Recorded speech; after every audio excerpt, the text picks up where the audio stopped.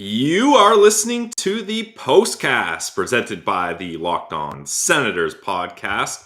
I'm Brandon Piller, joined today by Jack Richardson of Future Sickos podcast. And this can only be described as a disappointing, disheartening, a lot of dis words in front of, and disinspiring. I don't think that's the word. Uninspiring, I think, is how it goes. But you get the drift of where I'm going with a 5-1 loss to the hottest team in the NHL. I mean, there's just simply no debating it. The New Jersey Devils at home in front of a packed barn for a matinee game, which I feel like is a little unusual to have that many people at the CTC for Devils Sens game nonetheless in the afternoon. But Jack, you told me and you told the good people on Twitter that you're building up some fires here. You're coming in hot. So I'll just pass things over to you.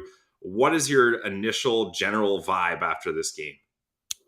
Yeah, thanks again for having me on. Love coming on here, and I'm done. I think he's done. All right, we're done. Like, I'm done. So I just, it's kind of like a numb feeling for me at this point. I don't know if you feel the same way, but I'm not getting disappointed after every loss. It's just like I'm fed up with watching what we're seeing, and it's November. We talked a few weeks ago that here come the November Blues. I think they were 0-3 at the time. And it's like, they're doing the same thing again. And this time there's no COVID. There's no injuries, crazy injuries like Shabbat's out. Yeah. But, and Norris too. But you have the depth now to get past that. And they have 2 wins and it's November 19th in this month. And it's just insane that they keep falling down this rabbit hole. So I don't know where to start. And I don't really know what to kind of pinpoint, but in front of a full house on home ice, when you've had 10 of your first 17 games or 11 of your first 17 games at home and your record is 6-10-1 is just an absolute brutal start. And I know the 20 game mark is probably where they're trying to make a decision. But you're about to go on a 4-game road trip. So I would imagine if any decision is coming, it would come now to me, I just think. Yeah, it seems like when general managers do make those decisions, I feel like sometimes it's when the team is on the road. So that way they're a little protected from the local media and you can kind of get away and try to figure things out before you come back home. But we'll get into that after we break down the game here a little, because where do you start? All right. I don't know either, Jack, but we'll do this chronologically. We'll go to the start of this game. And as kind of usual, the Ottawa Senators start off on a bad foot here. The New Jersey Devils, it really seemed like they just are able to transition so well, is what I find they do so well. The speed they have, it seemed like every time a player touches the puck, they already knew where they were going with the puck before they got it. And the player that's going to receive the puck was already getting in position. Where the Senators, it's kind of like, okay, I got it on my stick. What do I do now? And they end up usually turning it over or making not a quality chance or play there. So the New Jersey Devils get the first goal here.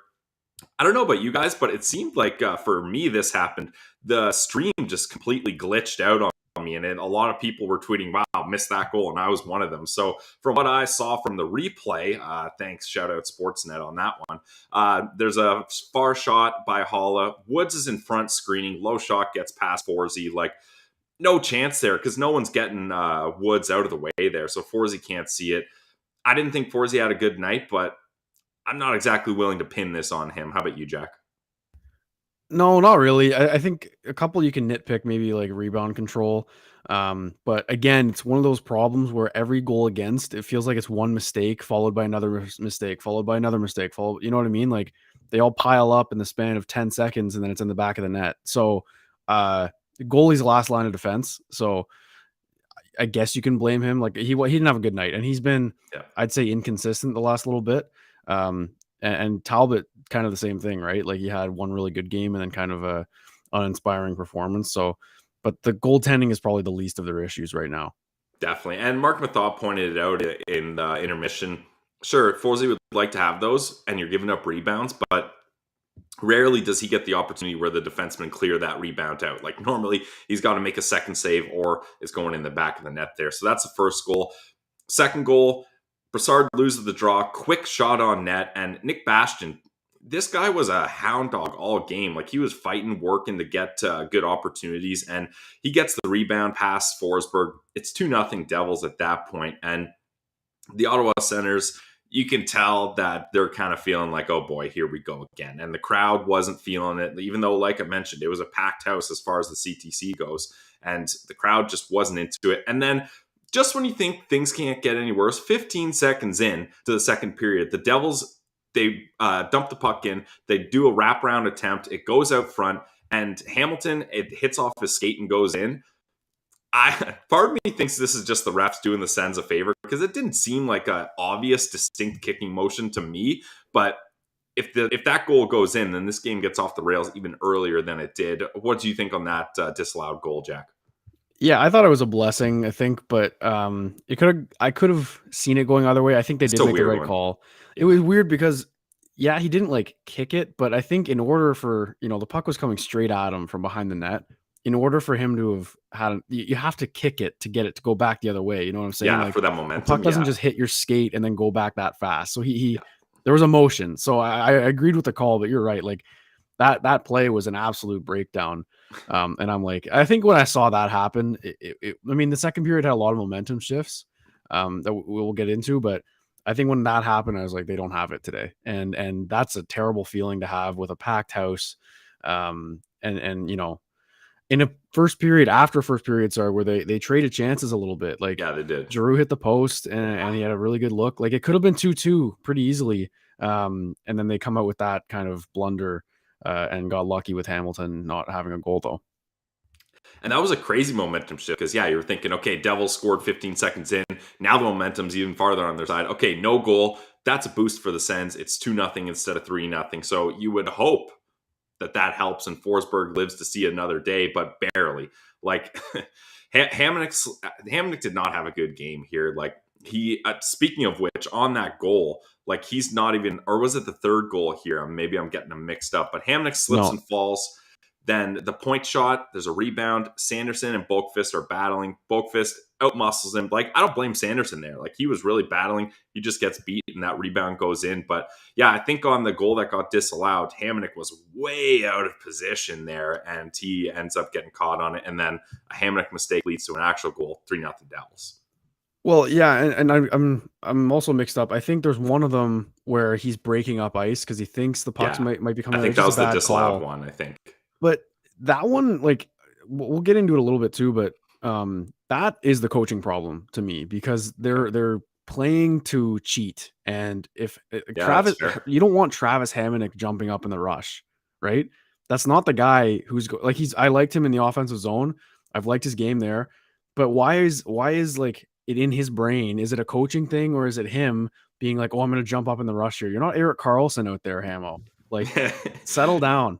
Yeah, maybe when you're down 2-0, that's your mindset is let's try to cheat aggressively. But I agree, like it was a little bit too aggressive. And then after the 3-0 goal, that's it for Forsey. And tough because it's not a good game for him, but ultimately I don't think it all falls on him. So it sucks. And you can tell he's not even like pissed. He's just like defeated. Like he just accepts it, skates off and goes into the locker room for a quick moment. So that sucks for Forsey, that's for sure.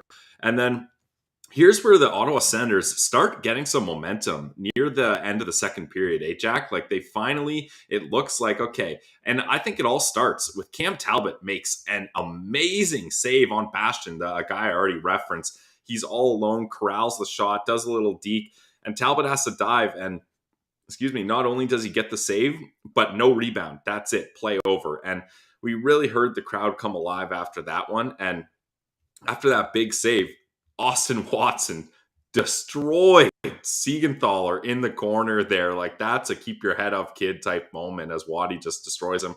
So you get a little momentum. And then Brandy sets up Brass in the slot moments later. Brass fans on the shot, let's be honest. But it's good that he fans on it because I think otherwise it's going to be a pad save. But he fans on it, goes in. You're looking at a 3-1 game here, which still you're down 2 goals to the hottest team in the league. But you felt like the momentum was at least not fully tilted in the Devils' side there, Jack? Like it seemed like there was a glimpse of hope at least.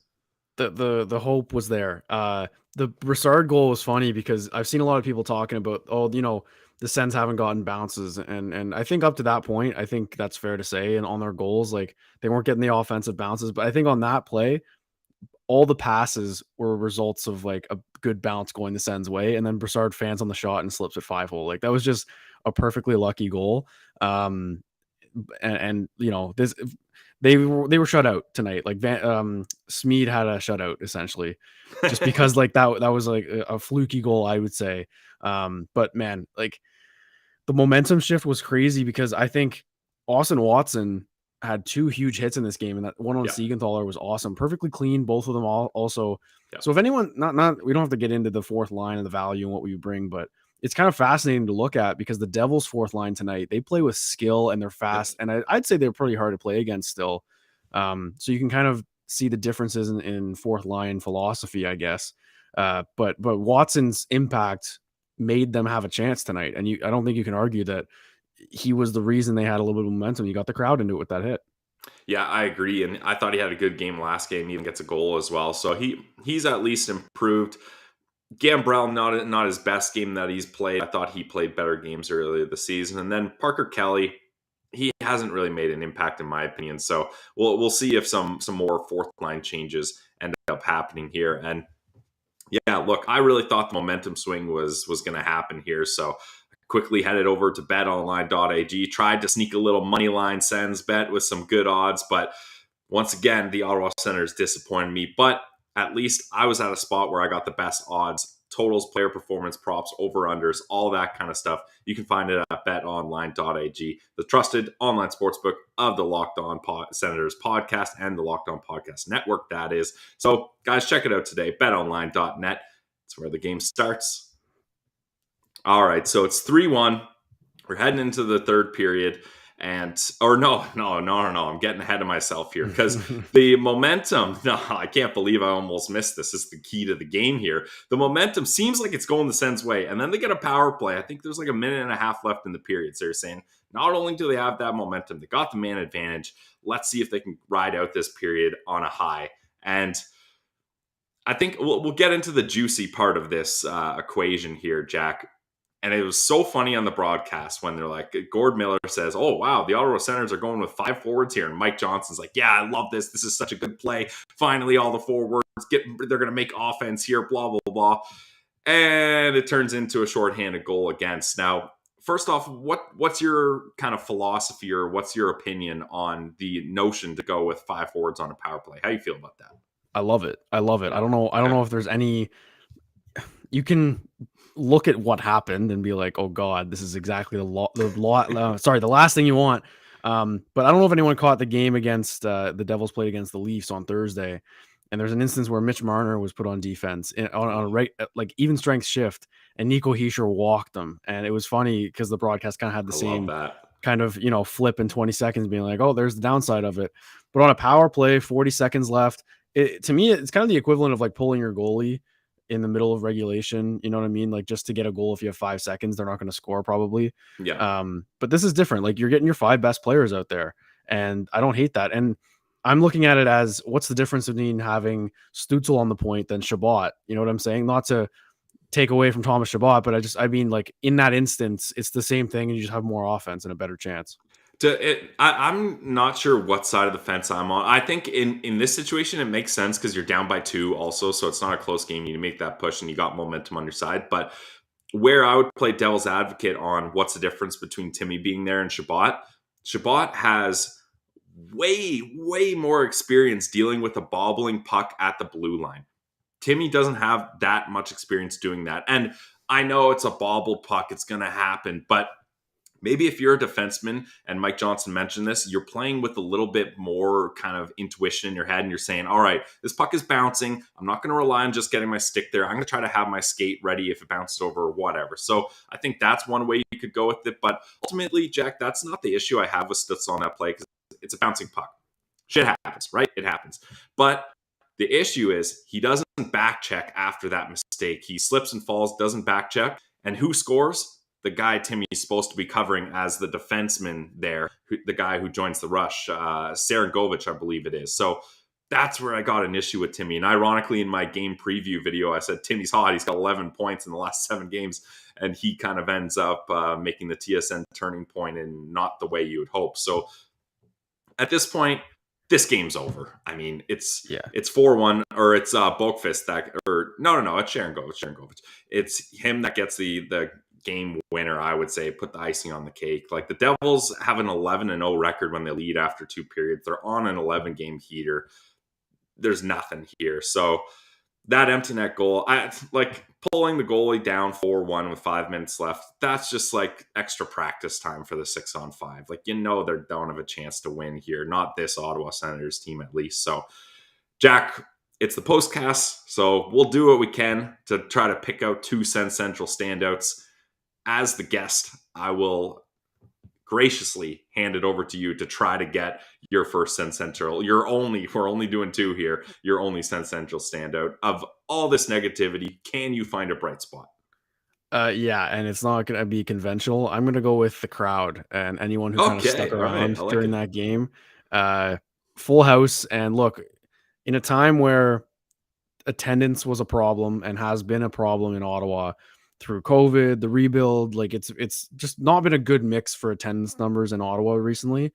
The fact that it was a sold out building at 1 p.m. And yeah, it's the best team, probably the best team in the NHL coming into town, but I wouldn't say that the Devils are like a hot commodity still. You know what I mean? No, like McDavid or someone that you're like, this is must-see hockey. Yeah, like if you're really into hockey, you're like, this team's really fun to watch and stuff. But as a casual fan, you're not going to say, I want to see the New Jersey Devils come to town. So the fact that it was a sold-out house pretty much, I think, tonight or this afternoon, and then they put that stinker of a performance on display. And even in the second, when those momentum shifts were happening, they looked good. Or the crowd, was good. Like, they were into it. They were loud. A couple go Sens go chants. And also at the end, I liked the fire DJ chant. Not necessarily that I'm like on the train being like, let's can them, but it's cool seeing a fan base kind of be vocal in the arena with the people hearing it. You know what I mean? Like, noise on social media is one thing, but if they're vocal in person, I like it. Yeah, and that's the thing. Like, I'm with you. I'm not leading the fire DJ chants myself, but the players got to know how disappointing this is for Sens fans. Like, again, you got some injuries. It's a hot team. Whatever. Still, this is an opportunity to try to get a win streak pulled here. You just won in Buffalo. Maybe you can play spoiler and knock down the Devils when they're hot. Trap game, right? You got to think maybe this is a trap game. They put Akira Schmid in there. Not saying he's a bad goalie, but he has 3 games of NHL experience. So you think maybe you can squeeze one out here, but you just can't. So hey, and not to interrupt you there, I think Smed's only 2 career wins are against the Ottawa Senators now. So that's a nice little nugget for the rookie goalie. Yeah, it's not great. So the crowd as a Sens Central standout, I like that. The fans, it sucks, but we're all still here. There's 131 people in here. The chat is absolutely lighting up here. Thank you guys for joining us.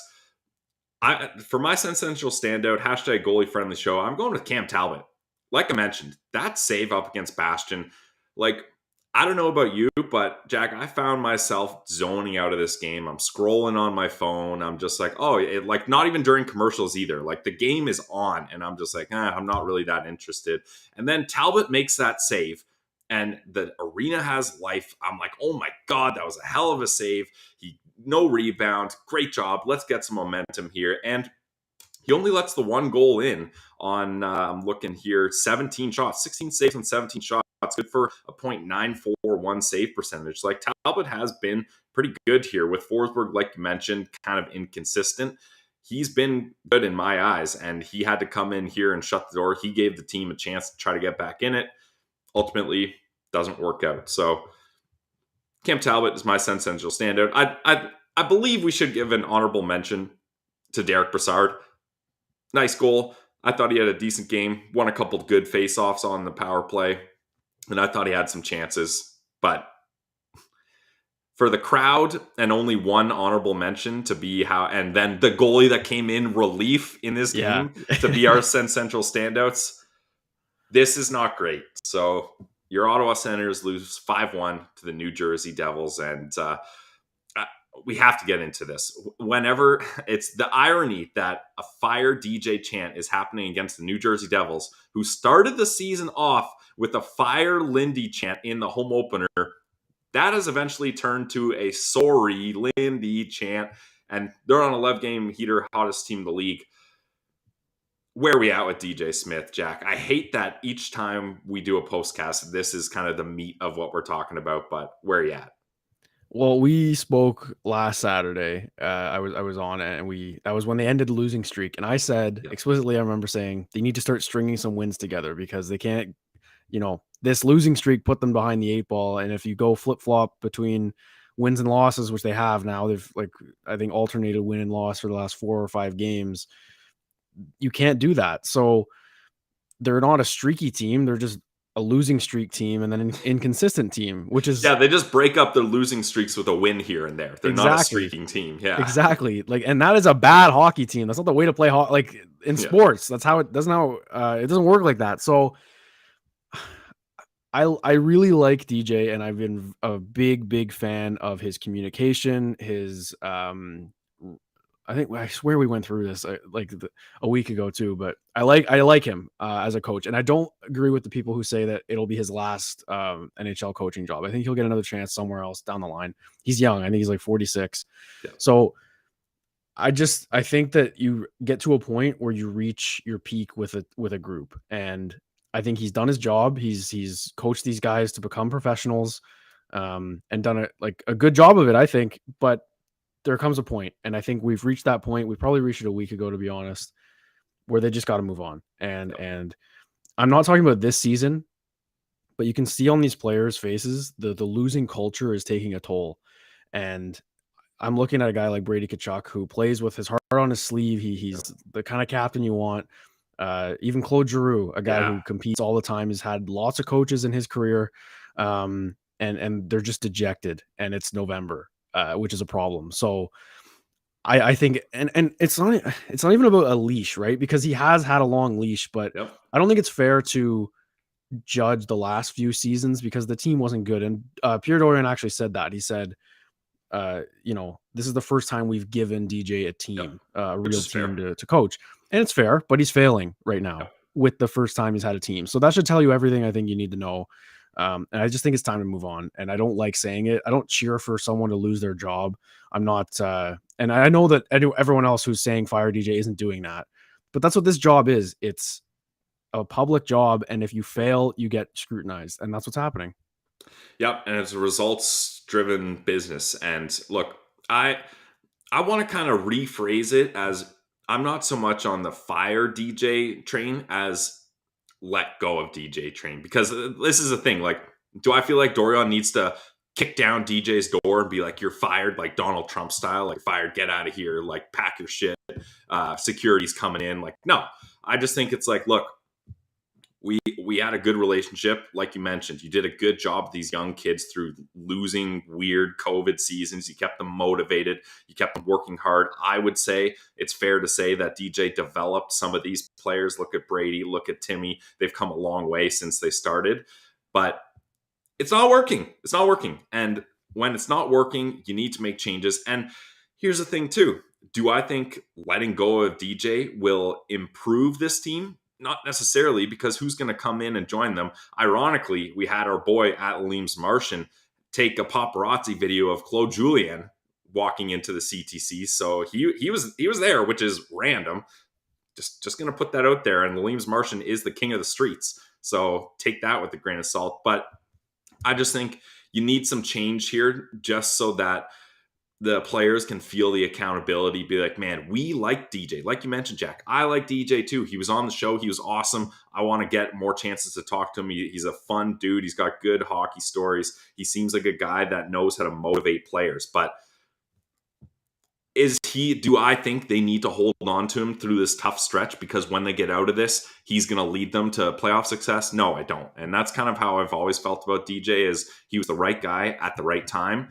But this is now an entirely different core too. Well, I shouldn't say that, but the group is different. You bring in Giroux, you bring in DeBrincat, you bring in Pinto, Sanderson. Like, this is a very different ecosystem than it was when DJ has been here this whole time, where it's just kind of Brady, Thomas Chabot, and a bunch of plug and play guys, right? So yeah. I think pretty soon here, a change is going to come. Like I mentioned, I feel like general managers take a look at long road trips and be like, all right, we've got some distance from fans, media, etc. Maybe now's the time we make a choice. I'm not sure, but what are we gonna do? Like, I know people get on me being like, wow, Pillsy's way too patient with DJ, et cetera, et cetera. And maybe I have been, but at this point, I'm running out of excuses, guys. Like, I've tried, I've done my best, but you guys caught me. Like, I got nothing left right now, and I don't cheer for anyone to lose their jobs, especially in today's world. But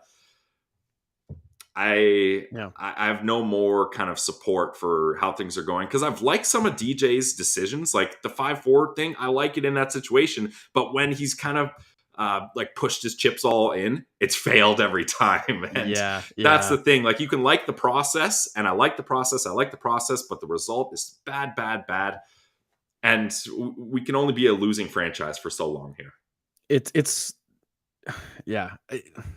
I don't know what to say about. I just think it's reached the boiling point, and he's gonna be a guy, I think, that a player like Stützle and Sanderson are going to look back on in 20 years and be like, I'm thankful I had that coach. And I really believe that. And obviously, we've talked a lot about it on our pregame shows, because it's a different vibe of the pregame versus the postgame, right? Because you have this kind of false optimism maybe about what the team's going to do. But we've talked a lot about, the fine line between accountability and communication. And I think that's a really fascinating thing that we'll never really know probably about DJ Smith as a coach, because he has preached, and I think the players have spoken about it, how, open he is about communication, not just about hockey things. Like, he's just a good person to talk to, like you mentioned when you guys had him on the show.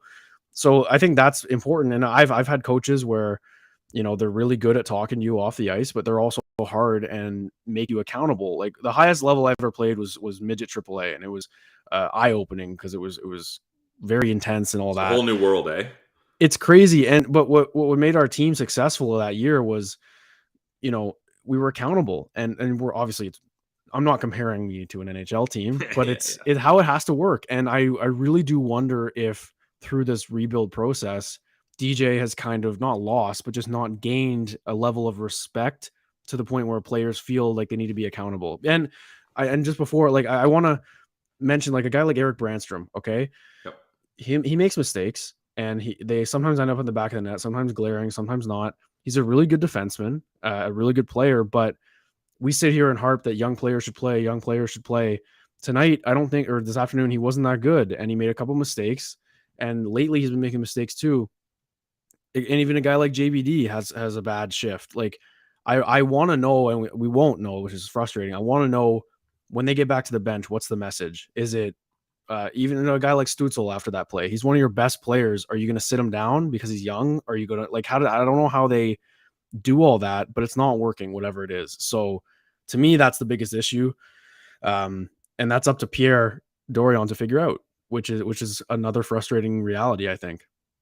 Yeah, first off, credit to you. We're 29 minutes in, and you only did one today switch up. So good improvement over last time. That was, I'm getting used to these the matinees are hitting now. I'm getting used to them. Yeah, that was putting your mind in a pretzel the first time. So great job there. But yeah, I'm kind of with you. Like, that's the thing. Like, and with these young guys, especially guys that DJ Smith has been their only NHL head coach, like, you can buy into a message, and you can be like, yeah, I'm going to run through a wall for this coach. When doing that brings success, when you're busting your ass and you're working hard and you're buying into the message and you keep losing, that becomes more difficult to buy in day after day and day after day. So I just think with the results and how things are going, it's not looking good for DJ. I don't think like I mentioned, the road trip might change things, because that's an advantageous time to do it. But I don't think the axe is coming down hard or swift just quite yet, just based on what Dorion said. So I'm gonna hold Dorion to his word there, even though usually the GM, the doubling down is the kiss of death. But I don't really know where to go here. But the thing is, we can't get much worse. Well, yeah, I mean, I thought that, and then it got worse today. Yeah, but the California road trip can be galvanizing, or it can sink you. And I think I'm thinking of two times in Sens history, recent Sens history. So Hamburglar, excuse me, that run, the California trips when they turned it around, and then 3 years later, the California trip to me was when that Duchesne era started. Yeah. And then the California trip, I remember watching, I think it was in LA, they lost in overtime, and I was like, they're done. And I distinctly remember that feeling, and it's crazy we're coming back to it now, and I really do feel like this trip is going to define DJ Smith's career in Ottawa. So I kind of wanted to ask you about personnel versus coaching, because tonight, like, the players did not have it. Or I just did it again. I did that tonight. But the players didn't have it today. And that's a problem for me. And I want to kind of read a quote. So Brady Tkachuk said after the game, this is what he told the reporters. So Ian Mendez tweets out, Brady Tkachuk went out of his way to say the players need to shoulder the blame in Ottawa. And then the quote, it's a Saturday afternoon and close to a sellout. It's on us for not getting ready. It's on me for not helping to get the group ready. So I'll take the responsibility for that one. Continued. Tkachuk then adds, he's sick and tired of the negativity being tossed at DJ Smith on social media. And then the quote, there's nobody to blame but ourselves as players. It's my job to get everybody ready. It's not one person. It's a group in here that needs to figure it out. A little bit of cheesiness, I think, a little bit of cliche, but also I want to watch the video. I think those are better than the quotes, but that's the captain standing up, and he's right. The players were not good. And I think a lot of this stretch this season has been a mix of coaching decisions and personnel being not on their A game. Like Stützle today on the power play, the 5 forwards, that was the right play to do.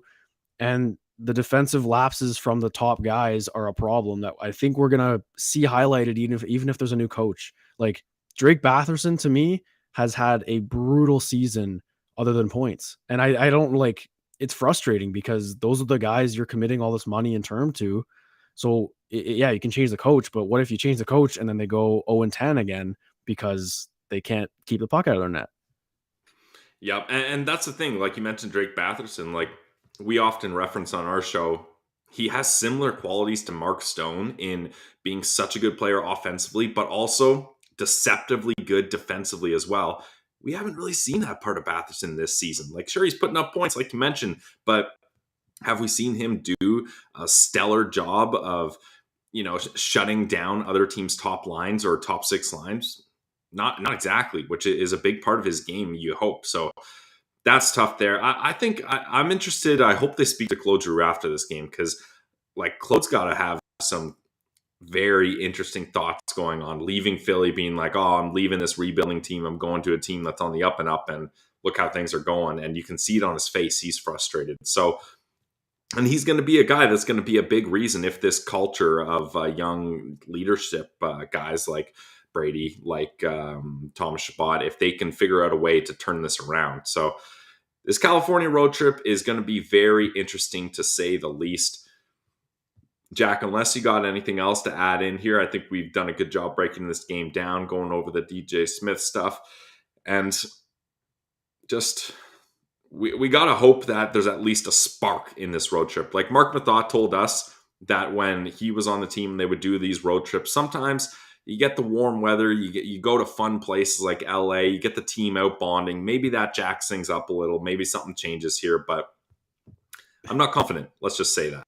Yeah, not to douse those flames or that idea, but they just went to Florida and they were, not that they needed to turn it around there because they were kind of okay at the time, but this is like an extended road trip where you're like, okay, yeah, we're on the road, boys. Like it's not like a quick Eastern one. So I don't know. Maybe. Yeah, I agree. Yeah. And but my thing is they're not going to fire him mid trip, because I don't think that ever happens in the NHL.